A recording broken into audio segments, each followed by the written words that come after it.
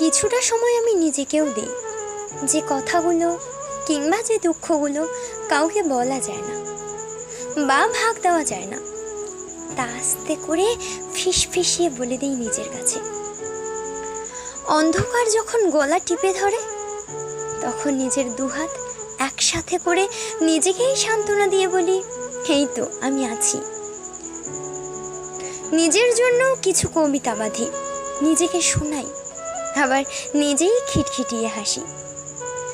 আয়নায় ফ্যাল ফ্যাল করে নিজের দিকে তাকিয়ে থাকি, কখনো মুগ্ধ হয়ে দেখি, কখনো মুখ ভেঙচি কাটি, কখনো বা ভ্রু উপর নিচ। হ্যাঁ, এটাকেই আমি নিঃযাপন বলি, আর এই নিঃযাপনই সকল সুখের বর্তমান।